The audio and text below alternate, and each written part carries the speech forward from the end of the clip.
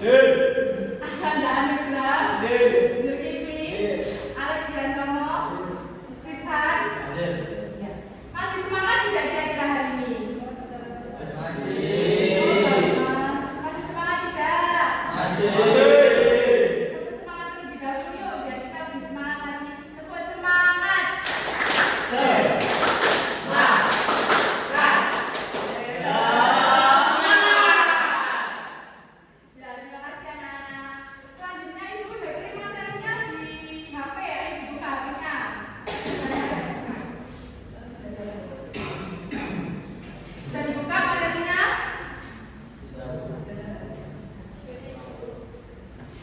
Sudah ya, buat semua, siapa yang menemukan materinya.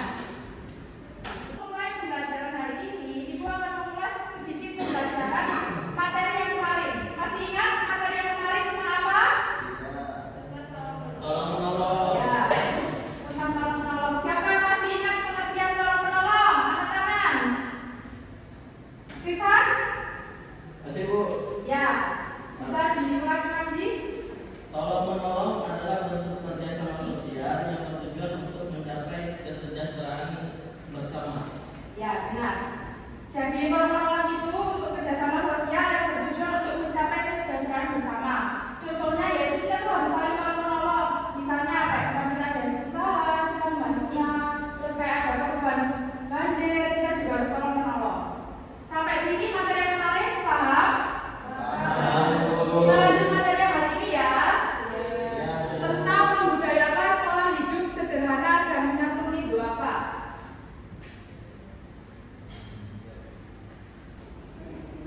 Pola hidup sederhana, hidup dengan tidak berlebihan, dengan penuh kesombongan, namun hidup dengan penuh kesederhanaan.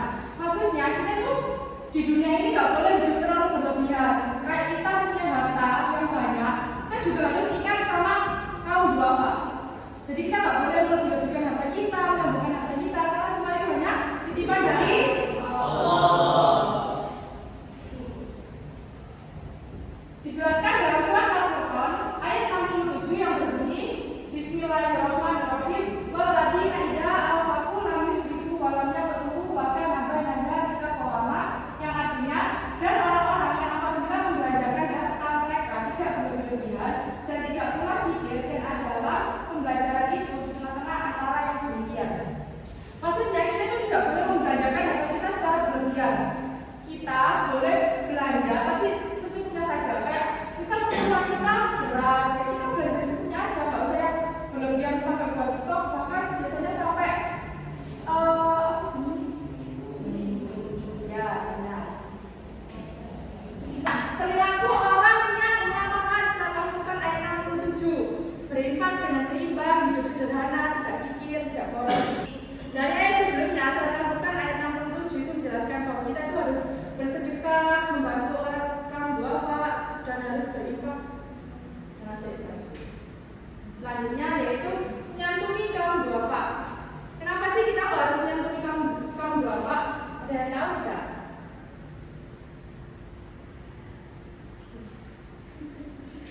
Karena mereka membutuhkan. Ya benar. Membantu orang-orang lemah yang hidup dengan sebuah kekurangan agar kesusahan mereka dapat diringankan. Jadi jika kita punya harta yang lebih, alangkah baiknya kita juga bersedekah, membantu orang yang membutuhkan seperti kaum duafa, mungkin orang-orang di jalanan, kita juga harus membantunya. Selanjutnya yaitu terjemah surat Al-Isra ayat 26 sampai ayat 30. Artinya, dan berikanlah kepada keluarga-keluarga yang dekat akan haknya, kepada orang miskin dan orang yang dalam perjalanan, dan janganlah kamu menghambur-hamburkan hartamu secara boros. Terus ayat 27 artinya sesungguhnya pemboros-pemboros itu adalah saudara-saudara syaitan, dan syaitan itu adalah sangat ingkar kepada Tuhannya. Jadi kita itu tidak boleh hidup boros. Kita harus memberikan seperlunya saja dan sebutuhnya kita saja. Terus ayat 28 itu artinya, dan jika kamu berpaling dari mereka untuk memperoleh nikmat dari Tuhannya yang kamu harapkan, maka katakanlah kepada mereka ucapan yang pantas. Ayat 29 artinya, dan janganlah kamu jadikan tanganmu terbelenggu pada lehermu, dan janganlah kamu terlalu mengulurkannya, karena itu kamu menjadi tercela dan dosa. Maksudnya kita itu juga harus saling membantu, tapi itu juga benar-benar dulu. Maksudnya